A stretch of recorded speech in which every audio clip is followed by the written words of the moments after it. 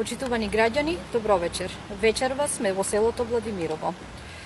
Ја поделивме нашата програма по граѓаните на село Владимирово, ја презентиравме и ги прашавме за нивните проблеми. Еден од најголемите проблеми што го имаат е азбестните цевки низ селото, низ кои протекува водата. Започнат е мал дел за промена на азбестните цевки, но целото село, многу поголем дел, е останат уште, значи водата да поминува преку азбестните цевки. Едно од најгорливите прашања за Владимирово и едно од најгорливите прашања за селаните во Владимирово.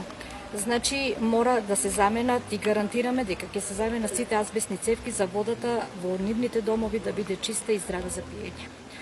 Местната заедница е веќе затворена. Имаат проблеми и тука, селаните имаат потреба од местна заедница и ние гарантираме дека во секое село е неопходно да има местна заедница за нормално функционирање на селаните во сите села. Значи и тоа ќе го направиме. Откуп на компир, откуп на слива и откуп на јагне. Еден од најгорливите исто така проблеми за селаните тука. Мора, значи, да вложиме сите напори за да обезбедиме стабилен откуп за малешеското јагне, за владимирската слива, за владимирското сирење, за се што имаат потреба и за компирот секако. Значи, на луѓето да не им останува ништо од тоа што произвеле и за кое вложиле многу труд. Значи, да има стабилна цена и да има стабилен откуп.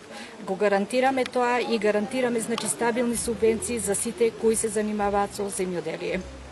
Другите проблеми се слични како и на другите населени места. Значи, поминавме низ повеќе улици, бидејќи поделивме програма низ повеќе улици. Многу се стари улиците и ако се со асфалт, потребна им е рехабилитација. Тука сме на Мегдане, неопходна рехабилитација, многу дупки, значи многу нерамнини, исто така и потреба и за негова рехабилитација, и тоа се реалните проблеми во Владимирово. И тука ќе кажеме дека ќе имаме субвенциониран оброк за училиштето, за осмолетката, додека дечињата се тука во тоа училиште. Значи, за талентирани деца стипендии, за деца од загрозени семејства стипендии, грижа за стари изнемоштени лица, бидејќи многу млади од селото си иселуваат и тука, значи, ќе мора институционално и институционално да помагаме и преку волонтери и во секаков вид. Значи, многу проекти за Владимирово гарантираме, многу проекти кои ќе ги направиме и кои ќе бидат направени. Затоа, не им давајте поддршка. Иако слушнавме вчера дека многу направиле за вас. Затоа ве повикувам на 17 октомври да излезете, да гласате, да дадете поддршка за бројот 7, за кандидатот за градоначалник на ВМРО ДПМН, за листата на советници за ВМРО ДПМН. Заокружете број 7 за нова иднина за Владимирово, за нова иднина за Берово, за нова иднина за Малешевијата. Ви благодарам.